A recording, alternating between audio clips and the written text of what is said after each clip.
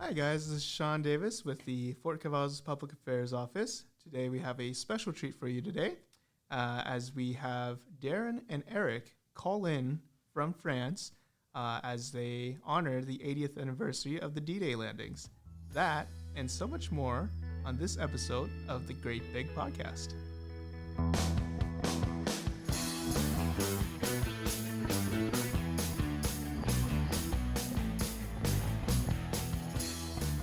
Hey guys, and welcome back to this special D-Day 80th Anniversary and Commemoration podcast. We have members coming from all around the world, including myself and Eric, all the way from France. So this is going to be an amazing event where we discuss the history of the Day of Days, as well as some background on the 3rd Armored Corps legacy units that participated in the campaign. But let's go ahead and introduce our panel. What's going on, guys? Hey, what's up? This is Eric Franklin. I've been away for a while. I know people may have been wondering where I've been. I've been on an assignment in Europe, and now I'm almost at the end of my assignment, but I couldn't leave Europe without coming to France and being a part of the D-Day remembrance that's going on this week. What's going on, everybody? Eric Rodriguez here with your public affairs team. Hey, this is Sean, Public Affairs team. Hey guys, it's Darren coming to you live from Saint-Mère-Église, France, where it's become the epicenter for most of the units that are staged here in Normandy for the commemorations. But as we open this, I think it's very important to note that although the event had a large amount of military combat power allocated to it, we often hear of only a few units that are often referenced just based off of movies, docu-series, and other things. And those are commonly referenced as the 101st Airborne Division, the 82nd Airborne Division, and one of the units we're talking about today, which is the 1st Infantry Division, the Big Red 1. So a lot of history in terms of these legacy units. Mainly, most of them did start and trace their lineage back to World War I, and most of these divisions actually fought in World War I and would later return back to European shores during World War II. And although the 3rd Armored Corps, as in headquarters, did not participate in the D-Day invasion, it did serve in northern France as it arrived in August of 1944. Many of its now assigned units have come to symbolize its history and their lineage and trace it back to the Day of Days, which includes some of the battle-hardened units that fought previous battles before their arrival to England in the winter of 1944. And this does include the 1st Infantry Division and the 4th Infantry Division, which currently are assigned to the 3rd Armored Corps here today. And although we find ourselves, or two of us find ourselves in France today, we have two coming and dialing in all the way back from Fort Cavazos to talk about it. But let's go ahead and talk about the 1st Infantry Division before we go into the 4th, because it is the first of the first right there. Right, Eric? Absolutely. If you're going to be one, you're going to be a Big Red One, right? And you have personal experience in service in the 1st Infantry Division, correct? Absolutely. I spent a majority of my career as an infantryman assigned to the 16th Infantry Regiment in the 1st Battalion, part of Charlie Company, the only company-level unit with a name officially recognized by heraldry. So I'm just going to throw that out there. But, 16th Infantry Regiment, the oldest, one of the oldest, most decorated, currently active combat units in the United States Army. Yeah, it's and for everyone's awareness, if you did not know, I served not with the 1st Infantry Division, but with the 82nd Airborne Division, with also a legacy unit of the 82nd, noted as the 507th Parachute Infantry Regiment, notably its 1st Battalion, which is currently the Airborne School back at Fort Moore, Georgia. So we have a lot of legacy units. And Eric, did you serve with any of these legacy units as well that served in World War II? I served at the 1st Armored Division, which is not a legacy unit. However, they did have campaigns throughout World War I and World War II. But it wasn't a legacy unit. But I get it. You guys are cool. No, it's all one team, one fight. And it's amazing to watch how all these units came together, many of them that were reactivated and brought to the forefront to fight not only in Europe but North Africa, Italy, and other locations throughout World War II, to include the Pacific. So again, this was a massive undertaking, and although we are talking about D-Day, there was a lot of precursor to D-Day, especially for the 1st and 4th Infantry Divisions, which we're talking about today. So of note, the Big Red 1 is called to England again in the winter of 1944, where it prepared for Operation Overlord, which is the code name given to the D-Day invasion. Again, most of these legacy units that are now serving under the 3rd Armored Corps, as well as those that are well known throughout the D-Day invasion history, many of them arrived in the winter of 1944 and prepared for the ultimate invasion of Europe, which was noted as Operation Overlord. Again, this consisted of many branches across our military, but again, most of these units would end up either coming ashore along the various D-Day landing beaches or parachute in over the various locations and drop zones across the Cotentin Peninsula on June 5th and 6th, 1944. But we'll start with the Big Red 1, where Major General C. Ralph Hubner, the commander of the 1st Infantry Division at the time, was set to secure the beachhead 5 miles inland from Omaha Beach between Port and Bessing and the Vere River, linking with the British landings at Gold to the east, and then launching an area in vicinity of Isigny to the west to link up with 7th Corps landing at Utah Beach. And that'll come into importance as we continue to talk about the 4th Infantry Division later on in the podcast. The untested U.S. 29th Infantry Division, and 29 Let's Go, along with 9 companies of U.S. Army Rangers redirected from Point du Hoc, assaulted the western half of the beach, while the battle-hardened 1st Infantry Division was given the eastern half. Opposing the landings was the German 352nd Infantry Division. Of its 12,020 men, 6,800 of them were experienced combat troops detailed to defend this 33-mile front of Omaha Beach, which would become one of the most formidable objectives during the war. 10 landing craft were swamped by rough seas before they even reached the beach, and several others stayed afloat only because their passengers bailed out water with their helmets. And this is where the famous bailing and barfing phrase came from many of the Higgins boat's passengers, because they were saying as they were going towards the beach, they were using their helmets designed to protect themselves from small arm fire to actually remove water from these landing craft, and at the same time the rough seas were causing them to expel their previous meal on board the boats that they were given before the D-Day invasion. And the battle-hardened 1st Infantry Division would come up against the over 12,000 combined troops from the German defenses along that 33-mile front, and the landing craft, upon landing, encountered interlocking machine gun and artillery fires. Wave after wave, U.S. forces incurred heavy casualties. Ultimately, at the end of the assault, over 2,500 American killed in action were reported at Omaha Beach, and in the following days, over 11,000 troops, 2,000 vehicles, and 9,000 tons of equipment and supplies were brought ashore. Over the 100 days following D-Day, more than 1 million tons of supplies, 100,000 vehicles, and 600,000 troops were landed. Ultimately, 93,000 casualties would be evacuated via Omaha Beach. This is known as Bloody Omaha, guys. One of the most formidable, again, objectives of World War II. Eric, I know you're on the ground a few miles away from me. Have you been to Omaha Beach yet? I have. I went down there the day I got here, and right now I'm setting up for some stuff that we have at Point du Hoc. I say it wrong every time, but I'm basically was where the Rangers claimed up the side of the cliff. And this year, I've been here several times before, but this year it's a little different because they're not going to have the ceremonial climb up because of the erosion, just because of time is washing some of the area away, and it's just taking a time. But still, to be able to see it and just to know the magnitude of what went on along this coastline, literally 80 years ago.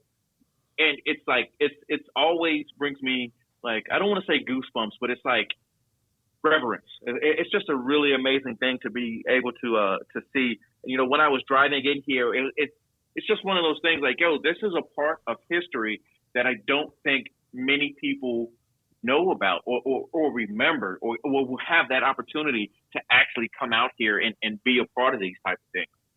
Correct. Yeah. I mean, it's just a formidable objective, both Omaha and Point du Hoc.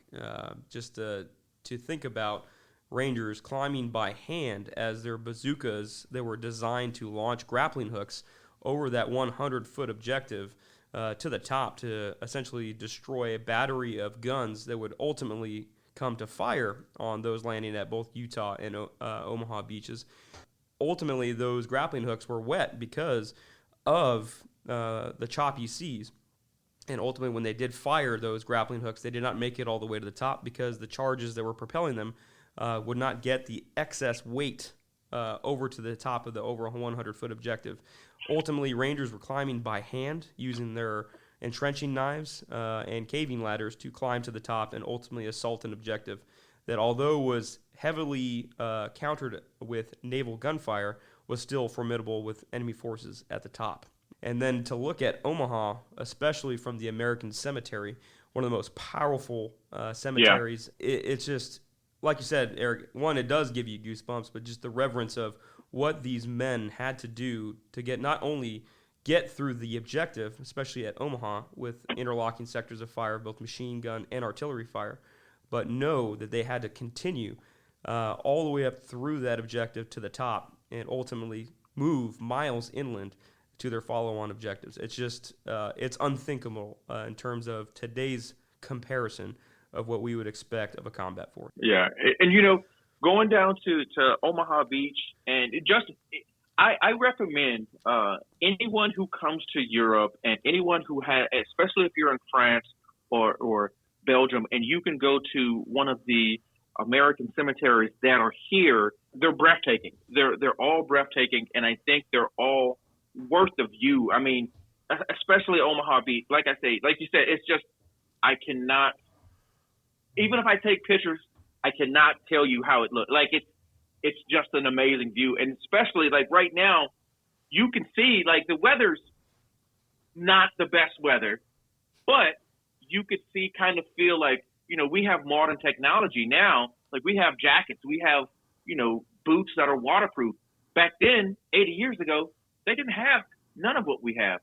I could not fathom climbing up or assaulting this objective here, going and then getting wet, walking in the water, then walking another 10, 15 kilometers to an objective. Like it is just a sight to see. And I think anyone who has an opportunity to be in the to be in Europe should definitely try to get over and see some of those cemeteries and read some of those monuments and those battle markers.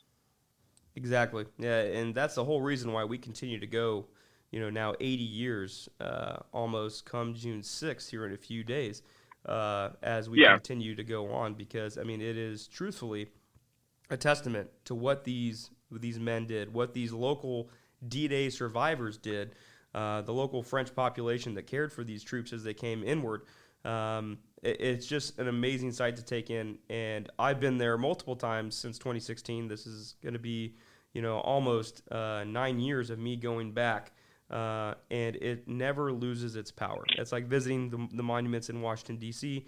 There is a power in Normandy that is unlike any other. And like Eric said, I also challenge you, if you are in Europe, there's plenty of places to visit. Buildings and other historical sites are always great to visit, but we still have these D-Day survivors with us, both local to Europe as well as Americans that live around the United States, and even some like Charles Shea who live in Normandy. So it's important to prioritize those interactions with veterans and survivors. And luckily for Eric and I, we get to interact with both not only 1st Infantry Division soldiers, but also 4th Infantry Division soldiers that are here on the ground, representing the 3rd Armored Corps here during the commemoration events. So part of what I was doing over here, what I've been doing here for the past 90 days, is I was working with the U.S. Army, Europe, and Africa's public affairs team, and I've done a lot more research about just D-Day and everything that goes into it. And while a lot of people think like, oh, this is a ceremony, it's just, okay, we started planning this, 3-4 weeks ago. A lot of the planning that's going on, a lot of the stuff that we're seeing here over the next couple of days, they started planning for it last year. And it's just amazing to see the organization. It looks like chaos. Outside looking in, it looks like chaos.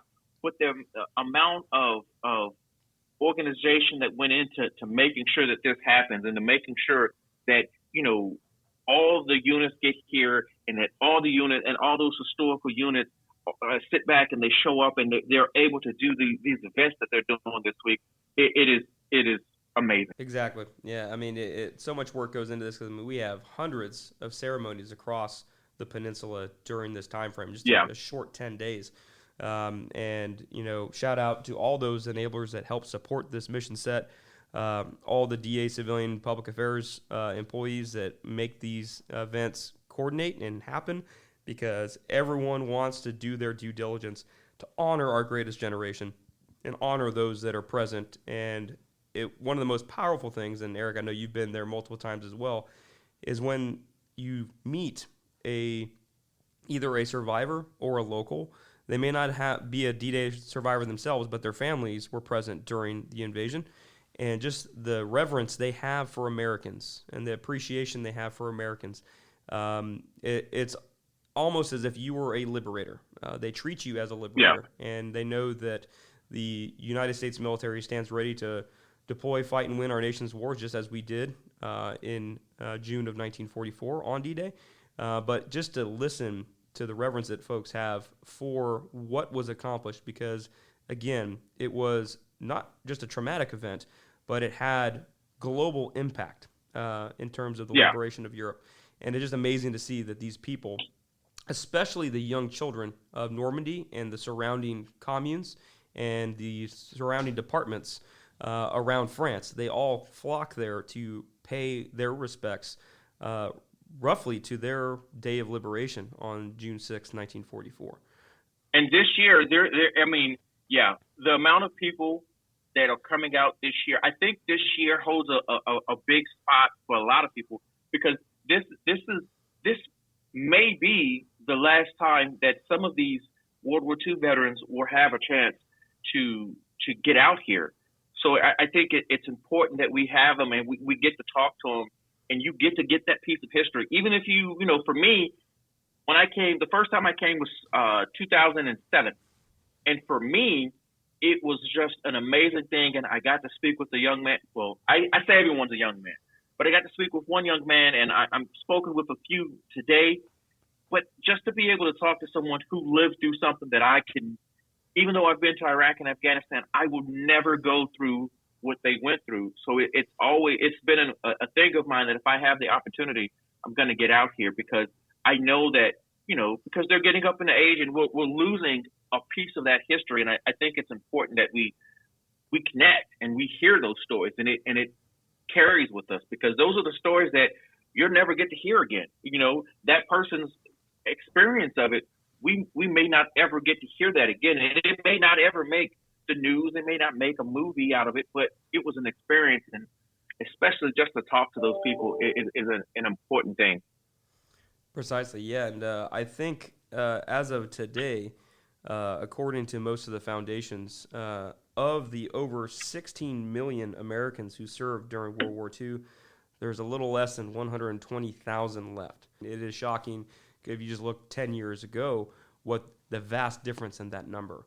To look at it now, we used to have thousands of World War II veterans return back in the last 50 years. Now, I believe the max number that we have attending for this year's commemorations, I think we're sitting at a little over 100. The youngest of these groups being around 96 years old, because they ultimately lied about their age so they could serve. Very stark contrast from what we have today.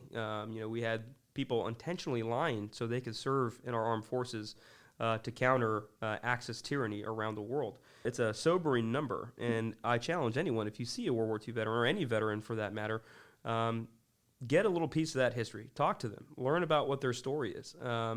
And Eric, I know you know this well, and Eric Rodriguez as well. These men are so humble. They act like they didn't do anything. They act like it was just their job, but their actions, their single actions, not only the ones that served, but those that lay under white crosses and headstones around Europe, around the Pacific, they died. They sacrificed their today for all of our tomorrows. And it's just important to note that although they may be humble, what they accomplished. If you look at Pointe du Hoc, if you look at Omaha, Utah Beach, the parachute landings, if you just look at these objectives and think, how could someone survive this? It's amazing to note that many did, but it also is sobering to note that we lost many Americans as well as Allied personnel to this Battle of Normandy. Hearing you guys talk about this, for you guys to be able to be there, it's I don't want to say humbling, but like I sit back in awe because I myself a couple of years ago had the opportunity to do the same things you guys are doing right now out there, and just to be able to talk to some of these folks, to be able to stand at Omaha Beach and just look out. It was hard for me to fathom what was going on. I've been through some intense combat myself as an infantryman, but in comparison, we're talking kindergarten and college. Okay, these guys, they had no idea what they were walking into. I've got S2 from 5 minutes ago. Okay, these guys, they knew where they were landing on a beach. They knew they were going to go through hell, and every single one of them looked at the boy to their left and to their right, and they put each other's trust in each other's hands, and they went out and they did it. And it took hours, days, whatever. Like I said, it's just hard for me to put myself in that position and to just kind of even wrap my head around the mindset to have to know I'm going to step foot on this beach and it's go until we're done, and just talking to a few of them over the years that I've been able to be able to get those little bits of perspective, those smiles, because they've always got good memories and good stories to tell. But, every single one of them, like you guys said, they're humble and they will never ever speak like they did something heroic. I can distinctly remember, being told I just did what the next guy would have done, and that's just not something I hear out of guys from my generation, right? Yeah. So it's amazing to like this commemorating D-Day, going back and looking at World War II, looking at things that the Corps divisions did. It's amazing. Yeah, it's just noting this, and Eric, you touched on a lot of things. Just looking back as combat, we have 3 combat veterans on this call, but just the scale, the sheer scale, the intensity of conflict for the World War II period, vice our 20 plus years of conflict for the global war on terror. If you look at our casualty rate, we have nearly 8,000 casualties. For KIAs for the global war on terror. In many instances, that was a single day in combat in World War II across the multiple theaters. It's just unreal in terms of the impact that this conflict had on the world. Not to mention the Holocaust, not to mention other actions during World War II that caused loss of life. The scale of this conflict is noted. Around Europe, there are still battle scars. No matter where you go, if World War II touched, to include the shores of the Atlantic in the United States, you will still see testament to what happened 80 years ago. Even looking at how this has driven monuments and memorials around the United States as well. They don't just exist here in Europe, where Eric and I currently sit. If you go all the way to Bedford, Virginia, home of the 29th Infantry Division, and the Bedford Boys. What a sobering experience. The National D-Day Memorial for the United States lies in Bedford, Virginia. The reason being, 19 men of Company A, the 116th Infantry Regiment of the 29th Infantry Division, were killed in action, storming alongside the 1st Infantry Division on Dog Green sector of Omaha Beach. 4 more would later die in follow-on missions during the Battle of Normandy. To put this in perspective, in terms of loss, for Bedford, Virginia, at the time, the town of 3,000 personnel, if the same per capita loss occurred in the city of New York in 1944, it would amount to 42,000 KIA. I'll say that again. In comparison, for the loss of Bedford, of its 23 heroes, in comparison, New York City itself had suffered a similar loss, which many of our World War II heroes departed from the port of New York. That per capita loss would be 42,000 Americans. And hearing these stories of the Bedford Boys, along with, the almost 3,000 Americans that died on Omaha, that's just one stitch of the Normandy campaign and the overall campaign to rid Axis tyranny from not only Europe, but the Pacific and around the world. And we haven't even talked about the 4th Infantry Division yet, which also had its own unique stance and operation during the D-Day campaign, which is, again, a current unit of the 3rd Armored Corps.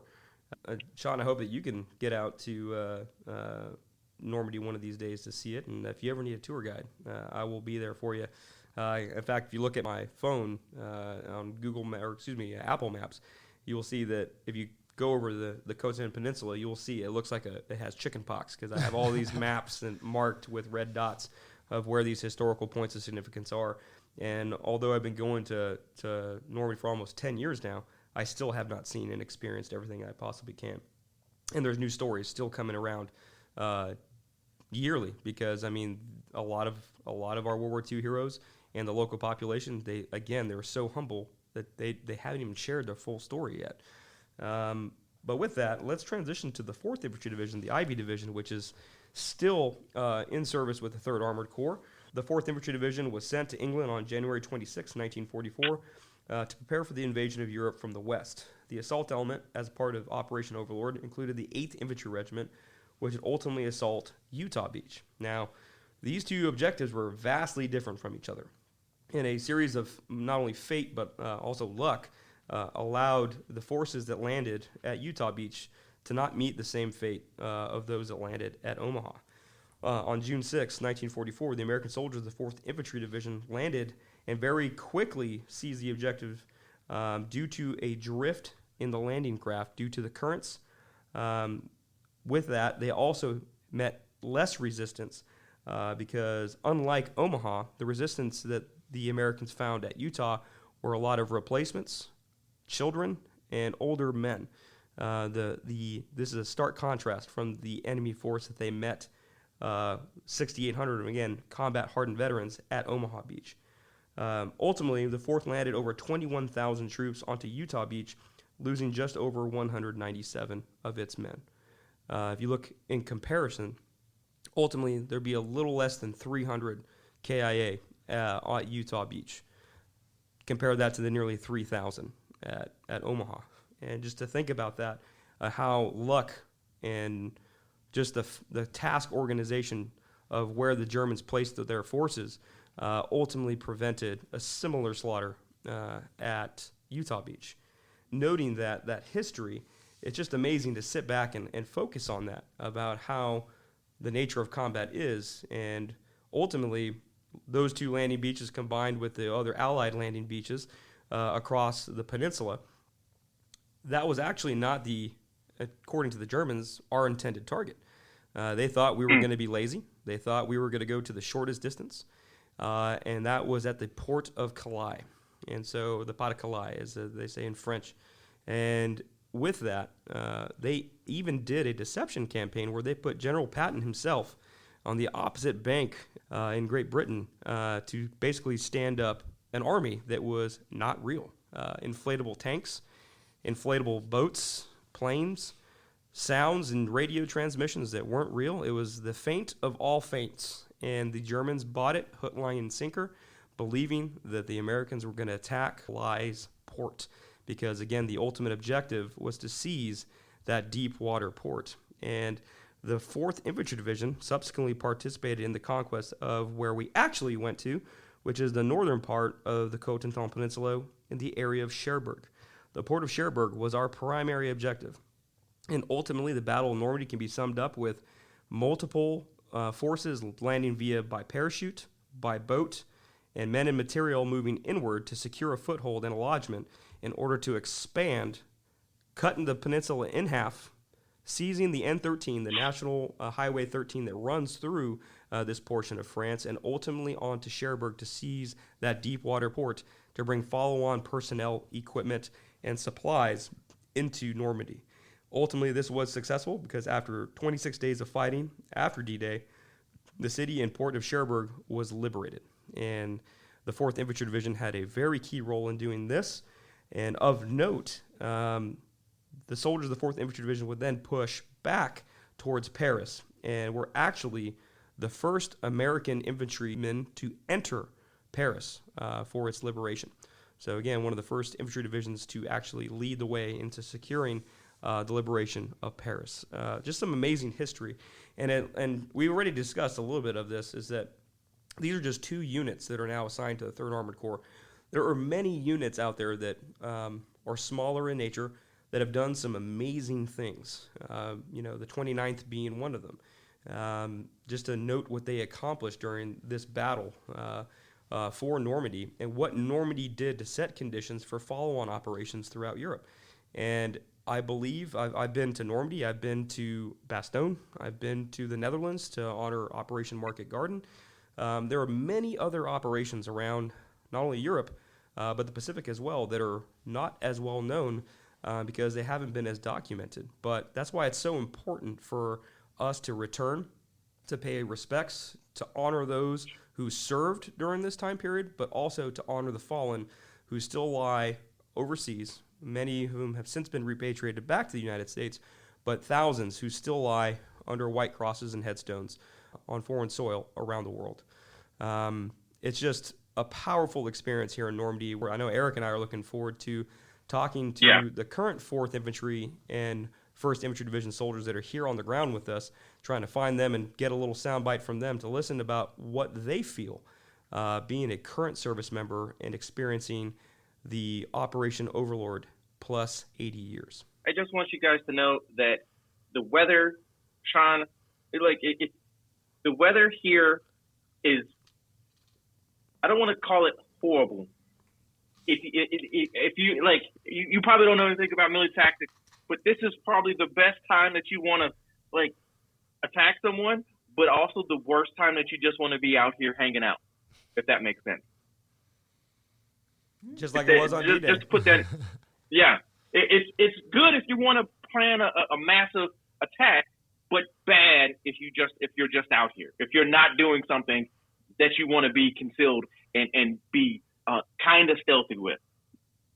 Yeah, when I woke up this morning, I looked outside the farmhouse that I'm staying at, and it was 48 degrees. When I left Texas, it was like 82, hot and humid, and here we are in Normandy living cold and rainy still, and much like it was on June 4th when we were initially supposed to launch the invasion, but ultimately pushed night of the 5th and 6th of June. So yeah, weather has a huge impact, and it was amazing to see that year after year of attending these commemorations, how the weather continues to impact military operations, mainly the commemorations like ceremonies, but also the airborne jumps into the various drop zones, historical drop zones along Normandy. Hoping the weather clears, and hopefully we can get some more feedback from our 4th and 1st Infantry Division personnel here on the ground. No, I'm sure the weather is going to be just fine for what you guys got to do out there. For some reason, I think when it comes to something like this, if there's a man upstairs, he's looking out, and he always wants us to see the good stuff in the world. But I hope you guys do get some good stuff out there with those guys wearing that big red one patch. I know when I was in the 16th Infantry Regiment, for me, knowing the history of the regiment and the division as a whole, I knew I had big shoes to fill. It was really, really exciting. So I'm sure all those troopers out there are going to give you some really, really good stuff. I've seen a couple of people with the big red one patches, and there's only been 2 times that I've ever seen people with the big red one patch. The first time is when I was stationed at Fort Riley, and then when we deployed in OIF-1, they were the only unit who had a colored patch. That's right. Do you know why that was, Eric? I'm looking at you. I could tell you the background why off air, but I could give you an official reason. Officially is because the history goes back to World War I. All right, the 1st Division, we tore off some green cloth, and we wanted to be able to single everybody out from everybody else, and so they sewed on red ones to signify that they were in the 1st Division, so that they could tell everybody apart. But and then why that kept and why they were the only unit during Iraqi freedom that had it was because they were just rebels. They were that cool that they're like, oh, we're going to do this and we're going to be rebels. And I remember I was stationed at yeah. Oh my goodness. When I was at Fort Riley, we deployed. Like I was in 1st Armored Division, 3rd Brigade there, and we deployed, and we would see them, and it was just like that. You just hear them getting yelled at. You're not supposed to wear that. Well, my sergeant major said I could do it, but like I say, it's an amazing opportunity. We have a little bit of a tradition that we'll be going through here pretty soon. And Eric, if you'd like to link up with me, you're more than welcome to be a part of it. We gather at the Iron Mike statue at Lafayette Causeway, one of the single most bloody battles of small unit infantrymen during the war and really throughout our history. We gather and just sit at the causeway at midnight and note that when some of these C-47s came over and these transports came over the skies of Normandy, that it was still light outside. And just to sit there and imagine over 850 C-47s coming overhead and dropping Americans who had no idea what they were about to get themselves into, the ferocious battles they were about to engage in, many of whom were misdropped all around the peninsula and were forced to fight back to their relative objectives, but they knew they still had to accomplish their mission for the men that were coming follow on to them from both the 4th, the 1st, and other American fighting forces that were coming aboard both the 2 American beaches, as well as not to mention the Allied forces from Great Britain and Canada and other countries that were coming on to the Allied beaches further down the coastline. Just to sit there and reflect on what this invasion meant, not only for the United States, not just for the people of Normandy, not just for the people of France, but for the entire world. And I sit here, in this farmhouse here in Normandy, just talking about this experience. But I challenge, as we have already challenged you all, to please, if you do make a visit to Europe, please come out to Normandy. Come out to some of these known battlefields that have the distinct traces of war. Craters at Pointe du Hoc, bullet marks along churches, blood-stained pews at the Church of Angoville-Plain, where medics from the 101st Airborne Division treated all casualties, not just Americans. There are so many stories and so many impactful sites that you can visit that go far beyond what we tend to get sidetracked by, the Eiffel Tower, the various, historical buildings in Rome.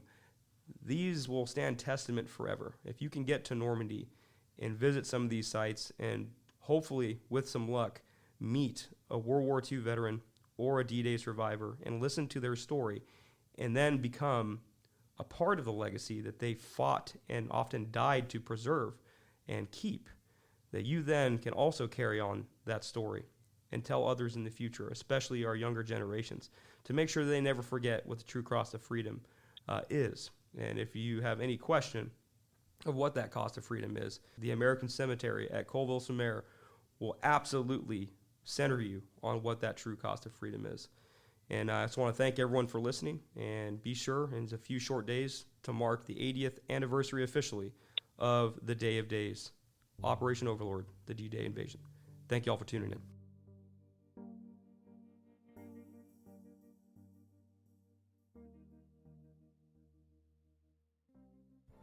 Flash floods in central Texas happen within only a few hours of rain. Every year, more than 80% of flood fatalities involve vehicles, and about 10 people drown in their vehicles each year in Texas. Vehicles of every size can lose control, float, and roll over in flood conditions. Is taking the risk worth it? Is it worth the risk of leaving loved ones behind? Overconfidence kills. Don't drive through floodwater. It's not worth it.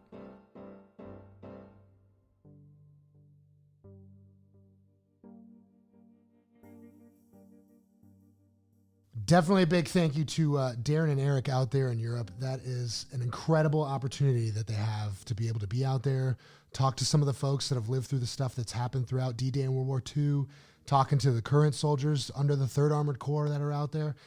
I think it's actually super great that they could be there. And I hope one day, Sean, what do you think? Yeah, hopefully, I've never been to Europe, so hopefully one day I can still visit it and not do it through an amphibious assault. I think that would be cool experience to do. And I've never, the thing about it that's so intimidating is like when you visit a country like France or Germany, okay, now you got to learn the language and you're going to be an awkward tourist and you're going to mispronounce things. We've all seen those little memes or videos of like people getting corrected on their French in like Paris or something like that. But, hearing about how people around the Normandy area are really thankful and really, I guess, patient with Americans and understanding. I think that's a really cool thing, even after 80 years after the events of D-Day. So cool stuff. Well, I definitely hope you get the opportunity to get out there. It's a beautiful place, and you get to see some things. Speaking of things that are happening around the world, and especially here at Fort Cavazos. Yeah, so tomorrow, we've been talking about this a lot. So if this is the first time you're hearing it, I don't know what you've been doing. Tomorrow is going to be the Fort Cavazos Tech Expo. That's happening 9 a.m. to 1 p.m. June 4th is tomorrow if you aren't tracking. And that is at the Lone Star Conference Center. That's open to all Department of Defense soldiers, civilians, contractors. If you have base access, you can get on. So be sure to check it out. It's going to show you some cutting-edge technology, and you can network with industry experts and also get some hands-on experience for, some new robotics, IT management, wireless communications, cybersecurity, stuff like that. So make sure you pre-register before you show up too. You can do that on the website, fdaexpo.com. Go there, pre-register, check it out. And if you've noticed around the hospital, things are a little crazy. Beginning yesterday from the 2nd and through the 9th, due to their participation in the Joint Emergency Medical Exercise, clinical medical personnel will either be training or supporting the exercise with over 1,500 service members to train them in realistic combat casualty care, to increase unit and individual combat readiness and joint operability. This will affect appointment availability with some providers and clinics, but should not affect wait times at the hospital, with the laboratory, pharmacies, and the emergency room all having normal staffing. Yeah, very cool. And hopefully they get some valuable training there.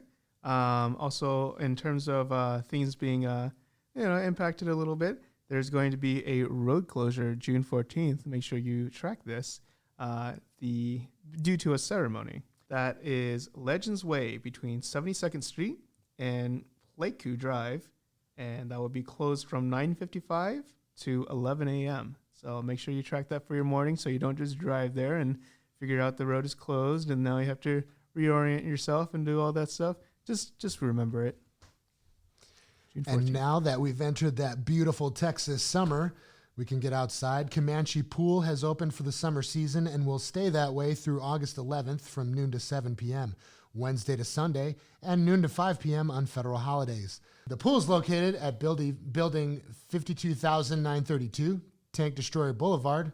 Patton Pool will open for adult swim on Fridays from 5 p.m. to 10 p.m. starting June 7th through August 30th, and for everyone on weekends, noon to 7, June 1st through August 1st. Those with a DoD ID or Common Access card are able to use the pool. Active duty soldiers with the rank of private through sergeant have free entry with ID. Children age 3 and under are also free. Everybody else must pay a $4 entry fee, cash only. Season passes are available for purchase with cash at the pool or with card at the Apache Arts and Crafts Center or Recreation Equipment Checkout Center. For more information, please call 254-287-4648. Thanks again for listening to today's special D-Day podcast, and we can't wait to see you guys again next week with our next episode of The Great Big Podcast. All right, see you guys. Stay safe.